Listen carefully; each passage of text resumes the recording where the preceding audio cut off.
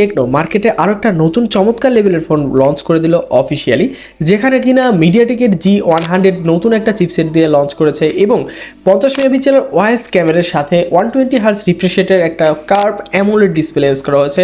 সব মিলিয়ে এই ফোনটার প্রাইস রাখা হয়েছে 29,999 টাকা। হ্যাঁ, আমরা কথা বলছি টেকনোর ক্যামন 30s। সো এই ফোনটা 30,000 টাকার মধ্যে কেনা কতটুকু যুক্তিযুক্ত? আদৌ কি এই ফোনটা ভ্যালু ফর মানি প্রোভাইড করছে, নাকি এটার অল্টারনেটিভ মার্কেটে বেটার ফোন রয়েছে? বিস্তারিত জানাবো ভিডিওর সম্পূর্ণ জুড়ে। সো ফোনটা কেনার আগে অবশ্যই সম্পূর্ণ ভিডিও দেখুন। আশা করি আপনাদের ভিডিওটি দেখার পর এই ফোনটা কেনার ডিসিশন মেক করতে সুবিধা হবে। সো বরাবর মতো আমি রয়েছি পারভেজ হাসান, আর আপনারা দেখছিলেন Phzone। একটি মতো মিস না করে চ্যানেলটি সাবস্ক্রাইব এবং লাইক করে চলুন শুরু করা যাক। শুরুতে ফোনটার ডিজাইন নিয়ে যদি কথা বলি, এক হাতে ইউজ করার জন্য যথেষ্ট পারফেক্ট একটা হ্যান্ডি একটা ফোন এবং বেশ পাতলা চাতলা একটা ফোন। তবে এই ফোনটাতে কিন্তু পিছন দিকে আপনি গোল্ড শেপের একটা ক্যামেরা মডিউল পাচ্ছেন এবং এটাই যদি একটু মাঝ বরাবর থাকতো তাহলে আই থিঙ্ক একটা বেটার ফিল পাওয়া যেত। এবং পিছন দিকে আপনি গ্লাসের একটা বডি পাচ্ছেন, তবে এইটার কোনো প্রোটেকশন ইউজ করা হয়েছে কিনা এটা কিন্তু আসলে জানা যায়নি। তবে ফ্রন্ট সাইডে আসলে দেখবেন অ্যামোলেড ডিসপ্লে ইউজ করা হচ্ছে এবং এটাতে কিন্তু আপনি কর্নিং গোলেক্স 5-এর প্রোটেকশন পাচ্ছেন। আর যেহেতু কার্ভ একটা ডিসপ্লে, তার ফলে কিন্তু দেখতে খুবই পাঞ্চি লাগছিল, বেশ ক্রিঞ্চি একটা ভাইব সৃষ্টি করে। এবং এক হাতে ইউজ করার জন্য মোটামুটি ওয়েস ডিস্ট্রিবিউশনটা খুবই ভালো ছিল। আই থিঙ্ক যাদের হাতে একটু বড় রয়েছে তারা একদম কমফোর্টলি ইউজ করতে পারবেন। এছাড়া ফোনটাতে কিন্তু IP53 water and dust proof রয়েছে, যার ফলে মোটামুটি আপনি বৃষ্টি ছিটে ফোটা বা এগুলো থেকে প্রোটেকশন পাবেন। এবং যেহেতু কার্ভ অ্যামোলেড ডিসপ্লে রয়েছে, এখানে রয়েছে ইন ডিসপ্লে ফিঙ্গারপ্রিন্ট সেন্সর, যেটা অনেকটাই ফাস্ট এবং অ্যাকুরেটই মনে হয়েছে। এছাড়া পোর্শন বাটন সেকশনের গুরুত্বপূর্ণ সকল রকম পোর্শন বাটন দেখতে পাবেন। থাকছে না 3.5mm হেডফোন জ্যাক, মোটামুটি সব কিছু দেখাই আপনি এই ফোনটাতে পেয়ে যাবেন। এবার আসা যাক ফোনটার সামনের দিকে, মানে আপনি পাচ্ছেন এখানে 6.78 ইঞ্চির একটা অ্যামোলেড ডিসপ্লে, যেটা দেখতে খুবই চমৎকার লাগছিল। এবং সর্বোচ্চ কিন্তু এটাতে 1300 নিট পর্যন্ত পিক ব্রাইটনেস রয়েছে, যার ফলে আপনি ডিরেক্ট সানলাইটে গেলেও খুব একটা হ্যাজেল পোহাতে হবে না, মোটামুটি ভালোভাবে ডিসপ্লেটা দেখা যাচ্ছিল।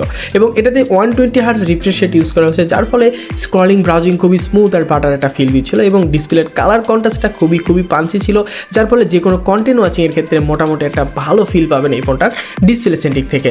এছাড়া মাল্টিটাস্কিংয়ের ক্ষেত্রে খুব একটা খারাপ ডিল মনে হয় না, তবে আপনি যদি অনেকগুলো অ্যাপস একসাথে ইউজ করে থাকেন তো সেক্ষেত্রেও ভালো একটা ফিল পাবেন। এবং যদি আপনি বেশি স্ট্রিমিং করে থাকেন ভিডিওতে, তো সেক্ষেত্রেও একটা ভালো ডিল কিন্তু এই ফোনটার ডিসপ্লে থেকে আপনি বা একটা ভালো একটা ফিল পাবেন। আর এই ফোনটাতে 393 ppi ডেনসিটি রয়েছে, ফুল এইচডি প্লাস রেজুলেশনের ডিসপ্লে। কার্ভ ডিসপ্লে হওয়ার কারণে এটার যে চিনাল বেজেলের এটা খুবই ন্যারো রাখছিল এবং কর্নিং গোলেক্স 5-এর প্রোটেকশন থাকার কারণে একটা মোটামুটি ভালো প্রোটেকশন দেওয়া আছে। তবে আপনি এগুলো প্রোটেকশনের নির্ভরশীল না হয়ে এটা মোটামুটি একটা আপনি অবশ্যই একটা প্রোটেক্টর ইউজ করবেন। আর পাঞ্চল কাট আউটের ডিসপ্লে হওয়ার কারণে মোটামুটি সিমেন্টিক লাগছিল এবং বেজেল নাই বললেই চলে, খুবই ন্যারো একটা বেজেল বলতে পারেন। সো ডিসপ্লে নিয়ে আই থিঙ্ক কেউ কোনোদিন কমপ্লেন করতে পারবে না, যদিও ডিসপ্লেটা আমার কাছে যথেষ্ট পারফেক্ট মনে হয়েছে। এবং ডিসপ্লের কালার কন্ট্রাস্ট, ভিউইং অ্যাঙ্গেল এবং এটার যে হচ্ছে আপনার লাইটিং কন্ডিশন, এটা আমার কাছে যথেষ্ট ভালো মনে হয়েছে। আই থিঙ্ক খুব একটা খারাপ মনে হবে না আপনারও ডে টু ডে ইউজের জন্য। এছাড়া পিছন থেকে আপনি ট্রিপল ক্যামেরা সেটআপ দেখতে পাবেন, যার মেইন ক্যামেরা হচ্ছে 50 মেগাপিক্সেল, যেটা সনির IMX896-এর একটা লেন্স দেওয়া আছে মোটামুটি কাজের, এবং 2 মেগাপিক্সেলের একটা ডেপথ সেন্সর রয়েছে এবং পাশাপাশি অ্যাক্সিলারি একটা লেন্স দেওয়া আছে, যেটা আসলে কোনো কাজের না। সো মেইনলি আসলে 50 মেগাপিক্সেল ক্যামেরা দিয়ে আপনি মোটামুটি পিকচার ক্যাপচার করতে পারবেন। আশা করা যায় খুব একটা খারাপ মনে হবে না দিন শেষে। ডে লাইট কন্ডিশনে প্রপার লাইটে যদি আপনি পিকচার ক্যাপচার করে থাকেন তো সেক্ষেত্রে ভালো ডাইনামিক রেঞ্জ ধরতে পারে এবং একটু মানে একদম যে সোশ্যাল মিডিয়া সেন্টিক একদম রেডি পিকচার তেমনটা না, মোটামুটি ন্যাচারাল রাখার চেষ্টা করে। তবে এর চেয়ে একটু ভিভিড কালার হলে বা একটু ভাইব্রেন্ট কালার যুক্ত মানে পিকচার হলে আই থিঙ্ক আরও বেটার মনে হতে পারতো। এছাড়াও এক্সপোজার ব্যালেন্সটা মোটামুটি ধরে রাখতে পারে, যদি একটু লো লাইট হয় তাহলে একটু কন্ট্রোল করতে একটু কষ্ট হয়, তবে প্রপার লাইটে খুব ভালো পিকচার ক্যাপচার করা যায়। আই থিঙ্ক আপনাদের ভালো লাগবে। এছাড়া এই ফোনটাতে কিন্তু 2K রেজুলেশনের ভিডিও ক্যাপচার করা যায়, মানে ভিডিওতে আপনি 2K রেজুলেশন পাবেন। তবে এখানে যদি 4K রেজুলেশন হতো আই থিঙ্ক বাজেটের মধ্যে একটা ভালো ডিল হতে পারতো, এখানে একটা ড্রব্যাক বলতে পারেন। তবে 1080p আপনি যদি 60 fps দেন তাহলে ওয়াইস থাকার কারণে মোটামুটি একটা স্ট্যাবিলাইজেশন মোটামুটি ভালোই পাওয়া যায়। আই থিঙ্ক কাজ চালিয়ে দিতে পারবেন যারা আসলে একটু কন্টেন্ট ক্রিয়েশন করতে চাচ্ছেন বা করেন না। এছাড়া ফ্রন্টে রয়েছে 13 মেগাপিক্সেলের একটা ক্যামেরা এবং এটা দিয়ে আপনি ডে লাইট কন্ডিশনে ভালো পিকচার করতে পারবেন, ভালো ডাইনামিক রেঞ্জ মোটামুটি ধরে রাখে, তো ভালো লাগে। আই থিঙ্ক রেডি পিকচারের মতোই বলতে পারেন। তবে কিছু জায়গায় একটু বুস্ট করে, যদি আপনি ন্যাচারাল পিকচার চান তো সেক্ষেত্রে কিছু জায়গায় একটু বুস্ট করে, প্রপার লাইটে পিকচার ক্যাপচার করলে আই থিঙ্ক কাজে লাগানোর মতো। তবে এই ফোনটাতে কিন্তু কোনো রকম জি ক্যামেরা ইউজ করার আপনি সুবিধা পাচ্ছেন না, এটা কিন্তু আপনি মাথায় রাখবেন। এছাড়া 5000 mAh এর ব্যাটারির সাথে 33 ওয়াটের চার্জার তো থাকছেই। সো আপনি লং টাইম ইউজের জন্য এই ফোনটার চার্জ ব্যাকআপও কিন্তু খুবই সন্তুষ্টজনকই পাবেন। যদি নর্মাল ইউজার থাকেন তাহলে কিন্তু 1 থেকে 1.5 দিন চার্জ ব্যাকআপ ইজিলি পেয়ে যাবেন।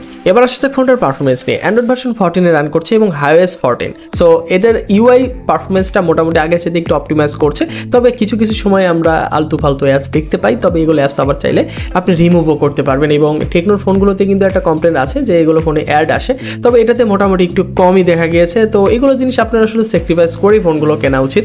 এবং এই ফোনটার সবচেয়ে আকর্ষণীয় যে বিষয়টা হচ্ছে এই ফোনটাতে একটা নিউ প্রসেসর ইউজ করেছে, মিডিয়াটেকের হেলিও G100। সো এটা হচ্ছে মিডিয়াটেকের G99 এর একটি সাকসেসর ভার্সন।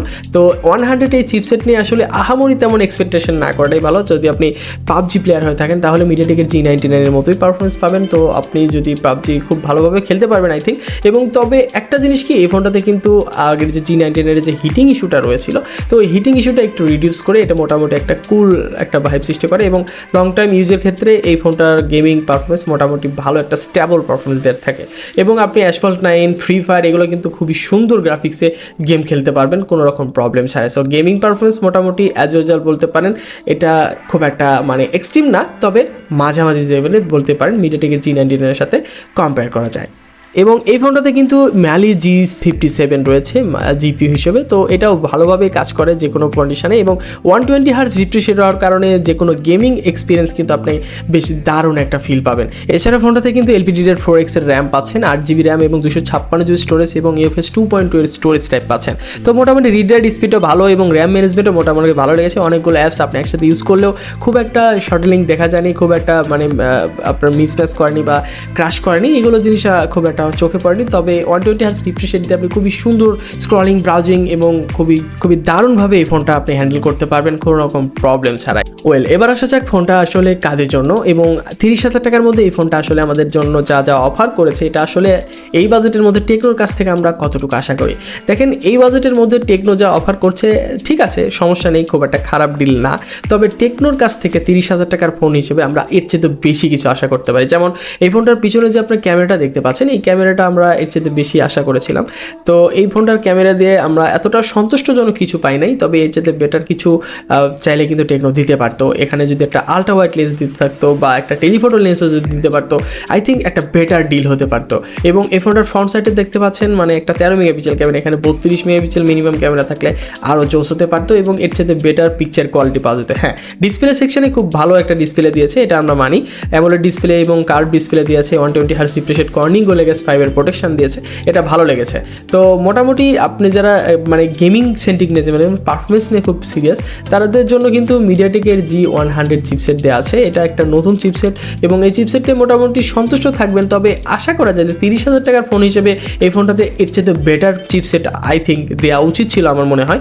এখানে যদি আমরা স্ন্যাপড্রাগনের প্রসেসর দেখতে পারতাম তাহলে আরও বেটার একটা ডিল মনে হতো আমার কাছে যা মনে হয়। এখন আনঅফিশিয়াল মার্কেটে কিন্তু এর চেয়ে বেটার ডিল কিন্তু আমরা এখন ফোন পাচ্ছি। যেমন আমরা যদি হনরের কথা বলি অথবা আমরা যদি মটোরোলার কথা বলি এবং অন্যান্য কোম্পানিকে ফোনও কিন্তু এই বাজেটের মধ্যে 30-32 হাজার মধ্যে স্যামসাংয়ের ফোনও আছে।